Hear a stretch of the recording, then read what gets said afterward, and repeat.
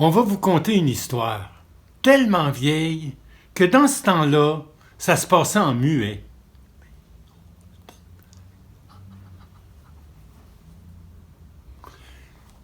C'est l'histoire d'un roi qui sentait sa fin venir. Il a convoqué ses 3 fils. Quand je serai enterré, allez à l'écurie. Vous y trouverez un vieux bol. Chacun à votre tour, prenez-le, retournez-le, secouez-le, et ce qui va tomber, c'est votre héritage. À vous d'en tirer le meilleur. Puis il est mort 3 jours après. Les fils, ils étaient tellement impatients de savoir c'était quoi cet héritage-là, qu'ils l'ont veillé 24 heures au lieu des 48 qui étaient prescrits. Après l'enterrement, ils sont précipités à l'écurie. Le plus vieux a pris le bol, le secoué, puis ce qui est tombé, c'est une petite bourse. Avec un papier. Plonge la main dedans, tu retires 100 écus. Et ainsi de suite, jusqu'à la fin des temps. Il était content, il allait être riche. Le deuxième, c'est un clairon. Souffle dedans, 100 000 soldats apparaissent, prêts à te servir, à la vie et à la mort. Souffle de l'autre côté, ils disparaissent, comme ils sont venus. Wow! Il était content de se voir à la tête d'une grande armée. Troisième, les petits gens. Et lui, ce qui tombe, c'est une ceinture. Oh, elle est belle, la ceinture. Il n'a jamais vu une belle de même. Il est tout content. Oui, mais elle fait quoi, ta ceinture? Je sais pas, moi, tenir mon pantalon. Petit Jean regarde le papier. Petit Jean, c'est le dernier, c'est un rêveur. Puis ses frères le trouvent un peu simple. Papier dit, mets ta ceinture, puis ce que tu demandes, tu l'as. Oh, yeah! Je vais pouvoir marier la princesse du Tombozo! Les frères partent à rire. La princesse du Tombozo, c'est la fille d'un roi voisin. Elle est belle, belle, mais ratoureuse, maligne. Elle fait donner tous ses prétendants. Elle voudra jamais de toi, voyons donc, petit Jean. Oui. Je veux juste aller la voir. Puis tiens, j'y vais tout de suite. Puis il met sa ceinture. Ses frères, ils disent, non, attends. Elle va te la voler. Non, elle est bien serrée. Puis si elle essaie de me l'enlever, je vais me sauver avant. Si c'est ça que tu veux, mon petit Jean. Mais petit Jean, il était déjà dans la chambre de la princesse qui pousse un cri. Par quel moyen demande la princesse que vous êtes comme ça d'un coup apparu dans mes quartiers. C'est rien, c'est facile. J'ai avec moi une ceinture. C'est une ceinture magique. Dès que je souhaite être quelque part, hop, j'y suis. Oh, dit la princesse, c'est impossible. Mais oui, princesse, et je vais vous le prouver, dit-il. Oh, petit Jean, qui veut tant et tellement. Hop, il se souhaite en haut de la plus haute montagne du pays, disparaît alors aux yeux de la princesse. Puis il se souhaite de retour dans le château. La princesse dit « Waouh, je n'ai jamais vu une chose si incroyable. De même, en fait, c'est incroyable tellement que je n'y crois pas vraiment. Montrez-moi dans votre ceinture que je l'examine. » Petit Jean prend sa ceinture, la donne à la princesse. Elle l'enfile, ferme les yeux et se souhaite dans les quartiers de son père. Hop, la voilà dans la chambre du roi. Vite, qu'elle dit « Mon père, le roi, un vilain, s'est introduit dans ma chambre et ça m'inquiète. » Le roi n'est pas en colère. Le roi est absolument fou de fureur. Un intrus dans la chambre de sa fille. Il s'y rend avec tous ses soldats, prend notre petit Jean, le sort illico, presto du château. Les soldats le ruent de coups, de la tête aux pieds. Et quand tu le crois 7 fois mort, il le jette au bord du chemin. Petit Jean reste là plusieurs jours étendu sans connaissance, et quand enfin la connaissance lui revient, il se sent un petit peu mal pris. Retourner voir ses frères, il craint bien qu'il n'y survivra pas, mais la faim l'amène à retourner voir ses frères après tout, même s'il a le moral ainsi que son honneur dans les chaussettes, même qu'il n'a plus de chaussettes, ni même de souliers. De loin, il le voit revenir. Hey, c'est Tijan. Il a pas l'air bien, Tijan. Il a plus de souliers, Tijan. Il n'y a plus de ceinture, dit Jean. Ils se placent devant leur maison, prennent chacun un bâton et frappent la terre. S'il s'approche, il le sait, il ne survivra peut-être sûrement pas, mais il n'y a pas le choix. Il ne sait pas vraiment où aller, alors il s'avance et eux le laissent passer. C'est leur frère après tout. Mais après les mots durs, les regards hautains et on te l'avait bien dit, ses frères disent qu'ils l'emprisonneront dans une tour pour toute la vie. Entre dans cette chambre. Tu n'en sortiras jamais plus. Lui, il n'ose pas dire un mot. Au bout d'un mois, Tijan retrouve ses frères et il va voir celui qui a eu la bourse. Il lui dit « Mon frère, tu devrais me prêter cette bourse. Comme ça, avec l'argent, j'irai me racheter ma ceinture auprès de la princesse. » Son frère lui dit « Oh, tu t'es fait voler ta ceinture, tu vas pas aller me faire voler ma bourse au château ?» Tijan dit « Non, mais j'ai un plan, il est super établi.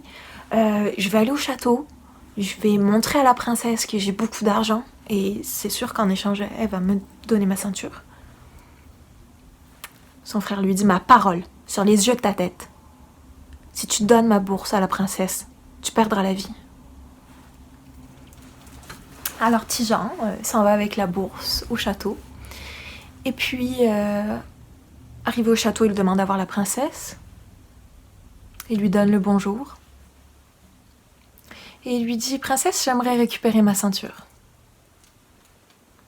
La princesse dit « Je ne vois pas d'autre ceinture pour procéder à un échange. » Tijan dit « Non, mais par contre, j'ai assez d'écus pour remplir toutes les pièces du château. » La princesse dit « Ah, fallait bien un petit Jean comme toi pour dire des âneries pareilles.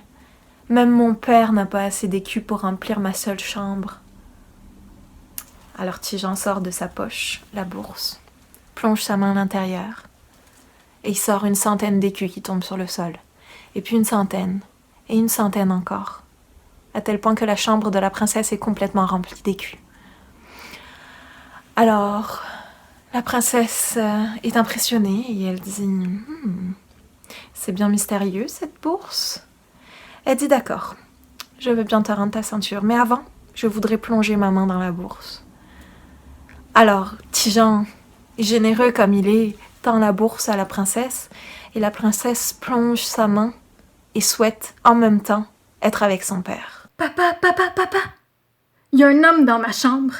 Fais quelque chose. » Les soldats du roi accourent dans la chambre de la princesse, prennent Tijan par le collet, le sortent du château, de la ville.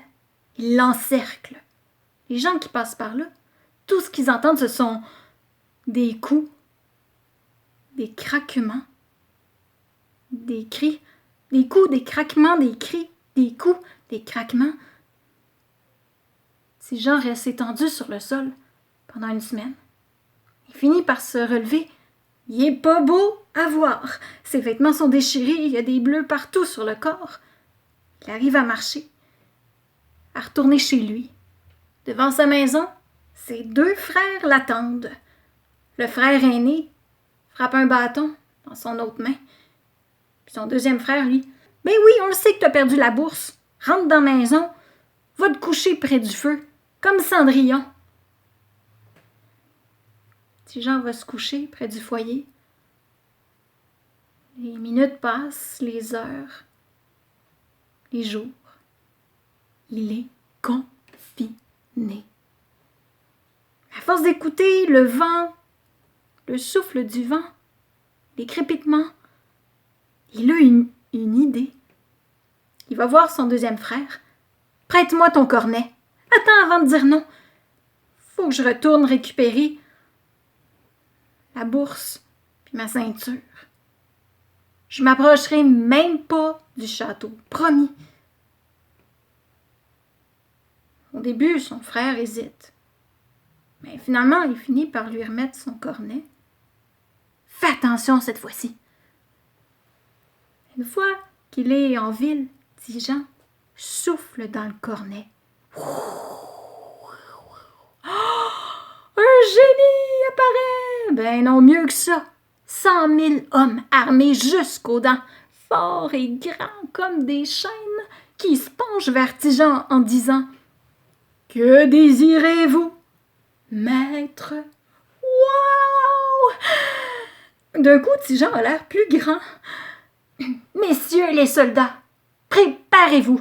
À mon signal, on assiège la ville. Ça a donné que le roi, il se promenait près des murs de la ville avec la princesse. En voyant tous ces soldats, oh ben, il était surpris. Tigeon s'est avancé. Princesse, si vous me redonnez pas mon butin, j'assiège la ville. Vous allez passer au fil de l'épée. Oh mon Dieu, dit la princesse. Ben, on va vous leur donner votre butin. Mais dites-moi donc, grand général, comment avez-vous réussi à réunir autant d'hommes à votre service en si peu de temps? Facile pour moi. J'ai rien qu'à peine de sortir mon cornet, de souffler dedans, et 100 000 hommes. Rien qu'à peine. Un homme tout seul faire ça. Je dis, ça se peut pas. C'est impossible, je vous crois pas. Je vous crois pas. Oh, vous me croyez pas. Hein? Si j'en sors son cornet, sauf dans un bout, plus un homme. Sauf dans l'autre bout, 100 000 hommes. Sauf dans l'autre bout, plus un homme. Oh, dit la princesse. Ben, espérez, on va vous remettre votre butin. Elle détache la ceinture dessus elle. Il s'approche pour lui remettre la ceinture avec la bourse. Puis là, quand elle est tout près, elle dit, mais souffririez-vous que je l'essaye, le cornet, juste pour voir si ça marcherait si c'était moi, hein? Hein? Bon, petit Jean prend le clairon, il prête à la princesse. Elle, ben qu'un, et tu penses, elle souffle dedans? 100 000 hommes. Princesse, que voulez-vous, que désirez-vous? Saisissez-vous de cet homme et battez-le à mort. Homme battu, ça a été Tigeon. 8 jours après, il est encore là à terre comme mort, il bouge pas. Mais tranquillement, la connaissance, il revient. Puis là, il se rend compte que c'est fini, il ne reverra plus ses frères. Il reste rien qu'à mourir, et d'ailleurs, pas loin, il y a un petit bois avec un marais. Il dit, je vais me traîner jusque-là pour mourir. Arrivé au petit bois, il voit un superbe pommier avec des grosses pommes rouges et juteuses, et il y en a tellement que les branches traînent à terre. À côté, il y a un superbe prunier avec des prunes mauves et juteuses, et il y en a tellement que les branches traînent jusqu'à terre. Petit Jean monte en haut du pommier. Et là, il mange, et il mange, et il mange, et à mesure qu'il mange, son nez allonge, allonge, allonge, jusqu'à traîner par terre. Coudonc, je vais mourir avec un gros nez, moi. Et Tigeon saute à terre sur son nez. De peine et de misère, il arrive à traîner son nez jusqu'au prunier. Et là, il mange des prunes, ah, que c'est bon. Et son nez rapetisse, rapetisse, rapetisse jusqu'à devenir le plus beau petit nez de la face de la terre. Si je mange des pommes, mon nez rallonge, mais si je mange des prunes, il rapetisse. Le lendemain matin, Tigeon s'est tressé un panier en jonc du marais. Il a mis des pommes et des prunes et il est allé au marché de la ville. Passant par là, un serviteur de la princesse du Toboso a vu les fruits, est allé voir la princesse, a dit « Princesse, princesse, j'ai vu les plus belles pommes et les plus belles prunes depuis longtemps. » « Eh bien, qu'est-ce que tu attends? Ramène-moi-en. » Aussitôt dit, aussitôt fait. Les fruits sont aux pieds de la princesse. Et là, elle mange des pommes, et son nez s'allonge, s'allonge jusqu'à traîner par terre.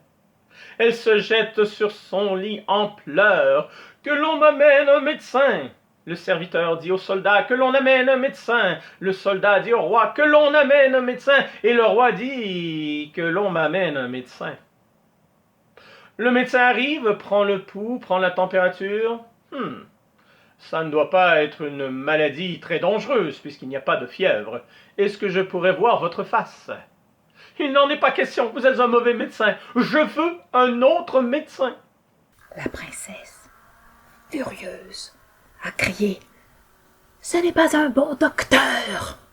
Un autre! » Tigeon, qui s'était caché pas loin du château, a vu là une possibilité. Quand le médecin est sorti du château, il est allé le voir et lui a emprunté ses habits. Les habits noirs, le petit chapeau carré, la mallette. Et il s'est présenté à la porte du château pour offrir ses services de sauveur pour la princesse.